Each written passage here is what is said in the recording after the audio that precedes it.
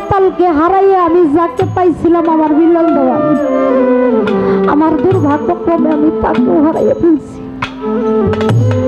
আমার এই জগতে আমাকে আমার বট গাছ বলতে কোনো কিছুই নাই বাজান। প্রতিটি মানুষেরই একটা ভরসার জায়গা থাকে। আমার বিলাল দেওয়ান যখন ছিল না, পাশে যখন বৈশা থাকতো, কিচ্ছু বলতে হইতো না, বৈশা থাকলেই সাহসটা ওইরকম থাকতো। কিন্তু এখন অনেক সময় সত্য কথা বলতে ভয় পাই, সত্য কথাও বলতে পারি না। অনেক সময় একটা হাদিস পড়ি, বই পড়ি, এইটা অনেক সময় বুঝতে পারি না, কিন্তু এই জিনিসটা যে বুঝবো এমন মানুষ আমার জগতে নাই। অনেক সময় আমার মাতালের দরবারে আমার মাতালের যিনি বড় শাহজাদা, বাংলার বাউল কিং কাজল দেওয়ান, আপনারা চিনেন, উনি ব্যস্ত থাকি। অনেক সময় অনেক কথা তার কাছে জিজ্ঞেস করি, অনেক সময় বলতে পারে, অনেক সময় সময়ের কারণে বলতে পারত না। আমার সুজন ভাই ছিল, অনেক সময় যখনই যার কিছু প্রয়োজন পড়তো দৌড়ে গিয়ে বা ফোন করলেই যেখানেই থাকতো, যে অবস্থায় থাকতো, ওই জিনিসটা বলতো। কিন্তু আমার ভাগ্যক্রমে এই জগৎ আমি সবাইকে হারাইয়া বলছি। আজকে আমার ওই যে বট বৃক্ষের ছায়া আমি আমার হারাইয়া গেছে। আজকে শূন্য খাঁচা দেহ আছে, কিন্তু এই মনের ভিতরে, মনের সিংহাসনে যেই পাখিটা বসে থাকতো, সেই পাখিটা নাই। পাখি ছাড়া শূন্য খাঁচা পড়ে আছে, দেখানোর মানুষ জগতে নাই। বাজান আসি, আমার হুজুরের একজন সহধর্মিণী ছিলেন, যিনি সর্বপ্রথম আমার হুজুরের বয়স যখন 25 বছর, তখন একজন 40 বছরের নারীকে উনি বিয়ে করেন না, মা খাদিজাতুল কুবরা। আমার হুজুরের গার্জেনের মতো সে দায়িত্ব পালন করছে ইসলামের পথে। এই আবু জাহেল কত কষ্টই না আমার হুজুরকে দিছে। আবু জাহেলের অত্যাচারে যখন আমার হুজুর সেই তায়েবে রওনা করলেন, যেখানে আর থাকা যাবে না, এখানে থাকার আর কোনো ব্যবস্থা নাই, ওই তায়েবে চিন্তা করলো আমি ছোটবেলায় ওইখানে কাটিয়ে আসছি, আমার ওইখানে অনেক বন্ধু বান্ধব আছে, আমি ওখানে গেলে হয়তো বা আশ্রয় পাবো। আমার হুজুর সেখানে গেলেন। আবু জাহেল কত বড় পাষণ্ড হইলে আমার হুজুর যাওয়ার আগেই তায়েফের বাদশার কাছে চিঠি লিখলেন যে এই মক্কা হইতে মুহাম্মদ নামের এক ব্যক্তি যাইতেছে, সে আমাদের বাপদাদার ধর্ম এইটাকে বন্ধ করে নতুন একটা ধর্ম প্রচার করতেছে। ও যেন কোনোভাবেই আমাদের এই বাপদাদার ধর্মকে নষ্ট করতে না পারে, ও যেন কোনোভাবেই ওর সেই নতুন ধর্মটাকে প্রচার করতে না পারে। ও যাওয়া মাত্র ওর লাশটা আমি চাই বলছিল না বাজান। আমার হুজুর তায়েব গেল, ওখানে গিয়ে উনি যাওয়ার আগেই ওই চিঠিটা পৌঁছে গেছে, উনি গেছে হাইটে আর ঘোড়া দিয়ে চিঠি পাঠিয়ে দিছে। চিঠি তো আগেই চলে গেছে। চিঠি পাওয়ার সাথে সাথে বাদশাহী ঘোষণা করে দিছে, এরকম এরকম চেহারার এরকম এরকম ব্যক্তি, এই হলো তার মুহাম্মদ তার নাম, এই ব্যক্তি এলাকায় প্রবেশ করার মাত্র তারে পাথর মেরে হত্যা করবে। আমার হুজুর সেখানে গিয়ে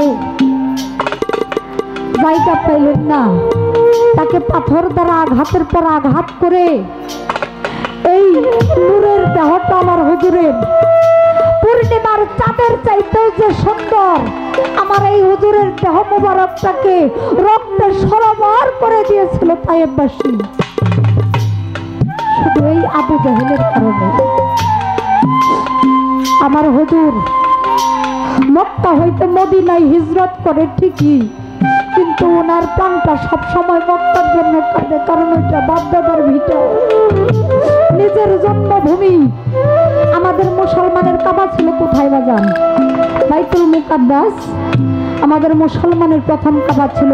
শুধু আমার নবীর মহব্বতে, আমার হুজুরের দেশপ্রেম প্রেমের মহব্বতে আমার আল্লাহ এই কাবা ঘরটাকে ঘুরে দিছে।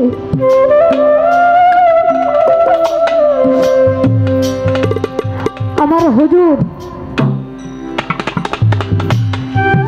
যে ছিলেন বাদশারও বাদশাহ, দুজাহানের বাদশাহ, তাই না বাজান? দুনিয়ারও বাদশাহ, আখেরেরও বাদশাহ, সমস্ত জায়গার যিনি বাদশাহ, তার মতো কষ্ট এই জগতে আর কেউ করছে বাজান? তার মতো কষ্ট এই জগতে আর কেউ করে নাই। কেন করে নাই? উম্মতকে ভালোবেসে 63 সাল জিন্দেগি এই জগতের মধ্যে তিনি থেকেছে।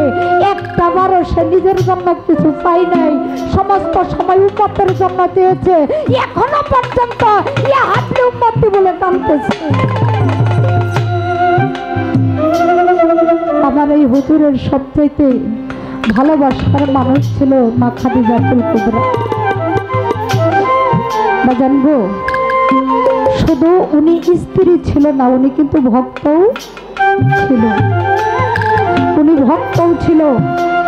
একজন ভক্তের গুরুর কাছে কি চাওয়া পাওয়া থাকে। মা খাদিজাতুল কুবরার যখন বয়স হয়ে গেল, একদিন আমার হুজুরকে নিয়ে শুয়ে আছে, ডাক দিয়ে বলছে, ইয়া রাসূলুল্লাহ, আপনার কাছে আমার একটা আর্জি ছিল। বলে, কি বলো? বাজান, আমরা অনেকেই তো বৃদ্ধ হয়ে গেলে এক ঘরের মধ্যে শুয়ে থাকলে বলে না, স্বামী স্ত্রী এক জায়গার মধ্যে আলোচনা করে, আমি যদি চলে যাই, স্বামী বলে আমি যদি চলে যাই তুমি এইটা করবে ওইটা করবে, অমুক ছেলের লগে এইভাবে থাকবে। আবার অনেক স্ত্রী আছে স্বামীকে দায়িত্ব বলে, স্বামী গো তুমি যদি চলে যাও এই জগৎটা আমি কি নিয়ে থাকবো, কি নিয়ে বাঁচবো? আমি তুমি যদি চলে যাও আমার মরণটা যেন তোমার সাথে সাথেই হয়, বলে না বাজান? আমার মা খাদিজাতুল কুবরা আমার হুজুরকে বলছে, ইয়া রাসূলুল্লাহ, আমার তো বয়স হয়ে গেছে, যে কোনো মুহূর্তে আমার চলে যেতে হবে। আপনার কাছে আমার দুইটা চাওয়া, আমার ধন রত্ন যা কিছু ছিল সবই তো আপনার মহব্বত আমি বিলাইয়া দিছি। আমি কোনো ধন সম্পদের মহব্বত করি নাই, আমি শুধু আপনাকে চাইছি।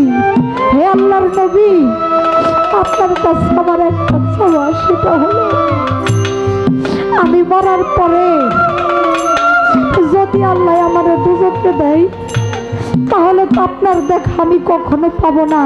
কেননা আপনি আল্লাহর নবী, আপনার তো জান্নাতি নিঃসন্দেহে, কারণ জান্নাত সৃষ্টি আপনার পরে।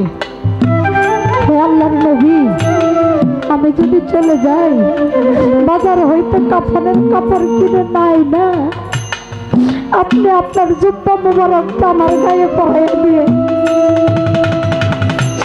হে আল্লাহর নবী, আমার যদি কোনো আমল ইবাদত নাও থাকে, অন্তত আপনার এই গায়ের জামার মহব্বতে হইলেও, এই গায়ের জুব্বা মুবারকের সম্মানে হইলেও ওই দুজকে আমাকে দিবে না। আমার হুজুর বলছে, হ্যাঁ তোমার আমি ওসিয়ত করলাম। ডাক দিয়ে বলছে, হে আল্লাহর নবী, আমার আরেকটা চাওয়া আছে। বলে, কি? বলে, আল্লাহর নবী গো, এই যে আপনার কাছে শুনি মানুষ যখন মারা যায়, তখন যখন তাকে দাফন করা হয়, ওখানে তাকে কবরের মধ্যে রেখে ওই যখন 40 কদম মানুষ দূরে সরে যায়, তখন নাকি ওই কবরের মধ্যে মুনকির নাকির ফেরেশতা আইসা সওয়াল করে, তোমার রব কে, তোমার দিন কি, তোমার নবী কে? হে আল্লাহর নবী, আমি যদি সেদিন বলতে না পারি, আমার হয়ে ওই কবরের জবাবটা আপনি দিয়ে দিবেন। ও বাজান, একটা ভক্তের চাওয়াও কিন্তু এরকম থাকে। আমার বড় পীরের একজন ভক্ত ছিল, ঘোড়ার ঘাস কাটতো সারা জীবন। এই ঘোড়ার ঘাসই যখন মারা গেছে, তাকে যখন কবরের মধ্যে মনকির নাকির আয়সা জিজ্ঞাসা করছে, সে কোনো কিছুই বলতে পারে না, সে শুধু বলে তোমার দিন কি কয় বড় পীর, তোমার নবীকে কয় বড় পীর, তোমার রবকে কয় বড় পীর, কয় তুমি বড় পীর ছাড়া আর কিছু জানো না, কয় না তোমাদের মধ্যে আমি বড় পীর ছাড়া আর কাউকে দেখি না। আল্লাহর নবী,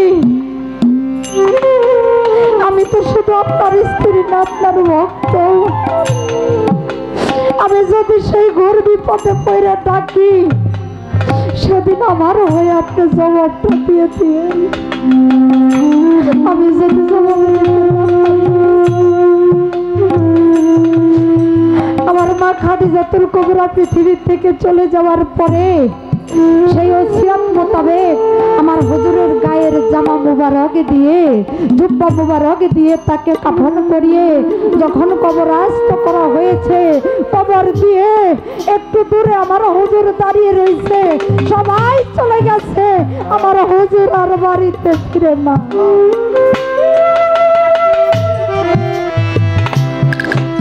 আবু বকর সিদ্দিক আসছে, আয়েশা বলে, ইয়া রাসূলুল্লাহ, আপনি এখনো বাড়ি যান নাই? বলে, না রে আবু বকর, আমি এখনো বাড়ি যাই নাই। বলে, আপনি এখনো এখানে বসে কেন দাঁড়িয়ে আছে, এখানে কেন দাঁড়িয়ে কাঁদতেছেন? বলে, আমারে খাদিজা বলেছিল এই কবরের মধ্যে যখন তাকে সওয়াল করা হবে এই জবাবটা যেন আমি দিয়ে দেই, কিন্তু এত সময় ধরে আমি দাঁড়াই আছি, কেউ তো সওয়াল করতে আসলো না। সঙ্গে সঙ্গে জিবরাইল এসে কয়, ইয়া রাসূলুল্লাহ, যেদিন হইতে মাকে ওসিয়ত করছে আপনার কাছে বলেছে আপনি যেন জবাবটা দিয়ে দেন, আপনি যখন ওসিয়ত করছেন মায়ের কাছে, ওই দিন থেকে জবাব হয়ে গেছে, আর এই কবরের মধ্যে কোনো জবাব নেই। শোনার সঙ্গে সঙ্গে আমার হুজুর মনের মধ্যে শান্তি পাইল। আবু বকর ডাক দিয়ে বলছি, ইয়া রাসূলুল্লাহ, এইবার তো বাড়িতে চলেন। আমার হুজুর চোখের পানি ছেড়ে দিয়ে বলছে, আবু বকর রে, আমি কোন বাড়িতে যাব? আমি দূর দেশে যেখানেই থাকতাম, যেই পর্যন্ত ঘরে না ফিরতাম, এই পর্যন্ত খাদিজা দরজার মধ্যে বসে থাকতাম আমার অপেক্ষায়। আমি আবু জাহেলের বাড়িতে, আপনারা জানেন দিনের বেলায় আবু জাহেলকে ইসলামের দাওয়াত দিতে গেছে, দাওয়াত কবুল করে নাই, অনেক বড় ঘটনা, আমি বলবো না। রাতের বেলায় যখন আবু জাহেলকে দাওয়াত দিতে গেছে, আমার নবীকে আরবের সুন্দর সুন্দর নারী, জমিদারি, এমন কোন লোভ লালসা নাই, দেখাই নাই। আমার হুজুর তাতেও যখন রাজি হয় নাই, আবু বকর বলে, তুই কিসে খুশি? বলছিল, চাচা যান, আমি এই সব কোনো কিছুতেই খুশি না, একবার যদি বলেন লা ইলাহা ইল্লাল্লাহ মুহাম্মদ রাসূলুল্লাহ, তাতেই আমি খুশি। ক্রোধান্বিত হয়ে আবু জাহেল আমার হুজুরকে আঘাত করছিল। আবু জাহেলের আঘাতে পিঠের চামড়া ফেটে রক্তে সরবর হয়ে গেছিল। রাতের বেলায় যখন আমার হুজুর বাড়ি ফিরে না, মা খাদিজা দরজার মধ্যে বসে আছে, এত রাত হয়ে গেল, আল্লাহর নবী কেন বাড়িতে ফিরে না?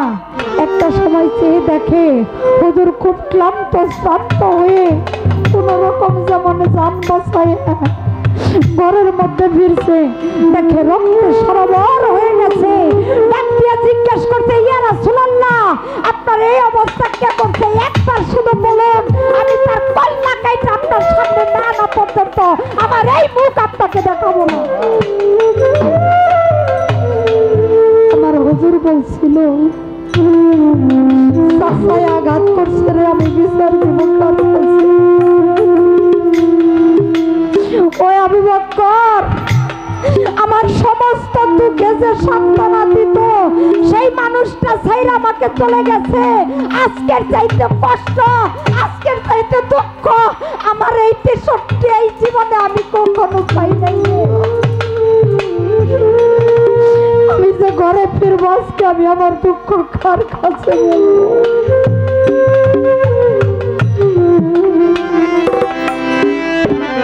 দুঃখ ভরা ব্যথা লইয়া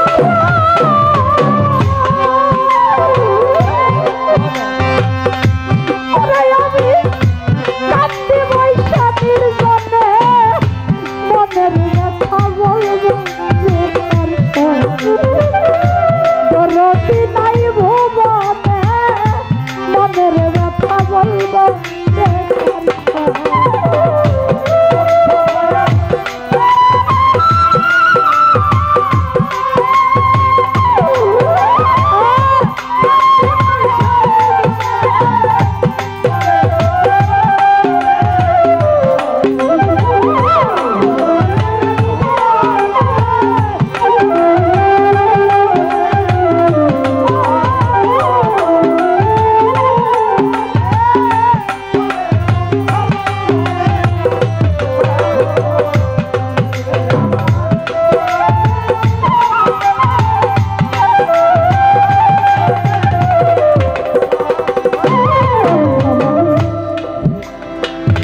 বেচার বিচার যারা দিব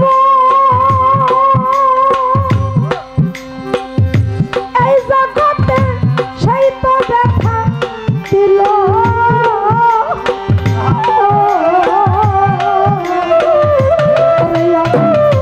যেই ডালের ভরসায় ছিলাম সেই ডাল গেল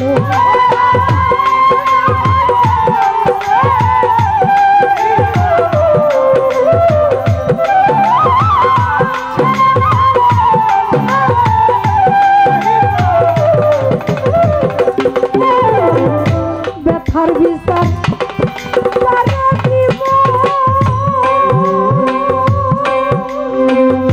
ওরে আমার সেই তো ব্যথা দিল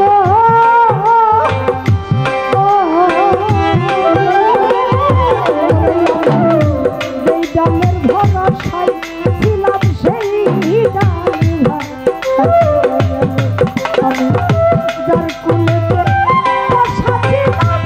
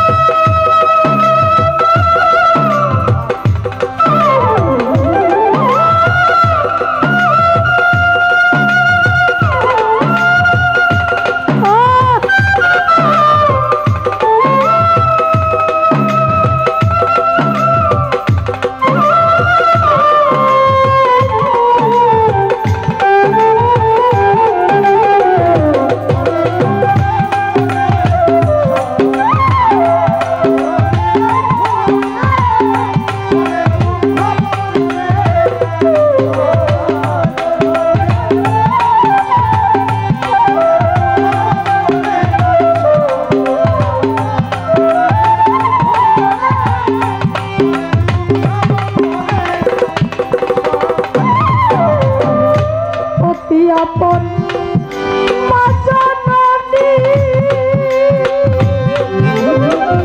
এই জগতে সেও হারাইয়া গেছে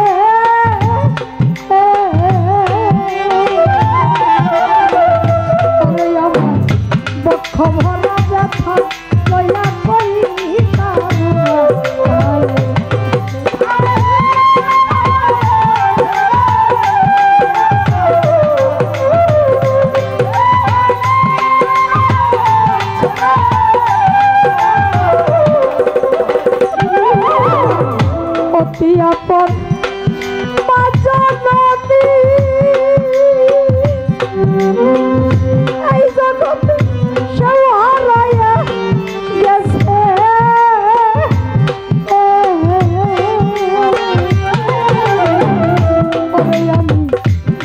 ভরা ব্যথা লইয়া কইতাম না আদর কইরা ঘুম পাড়াইতো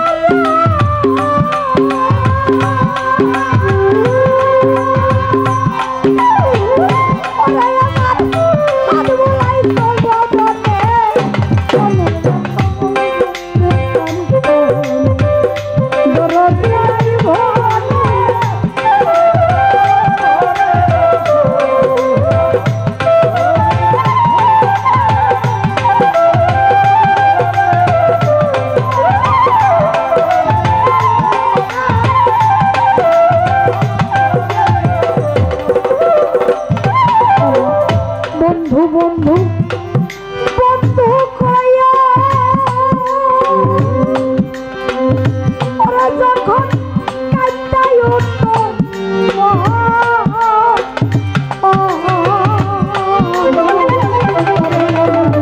তাপিত প্রাণ শীতল হইতো দেখিলে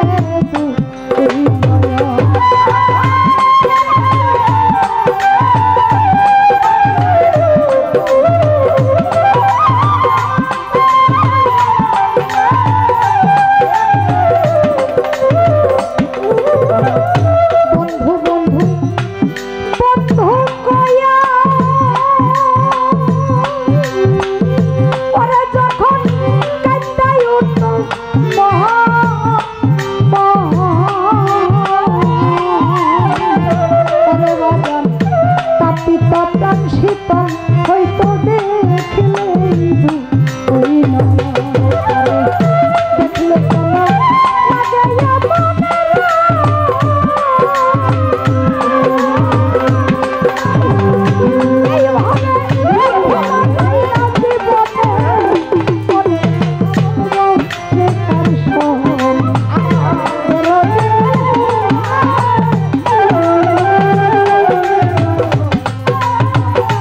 Oh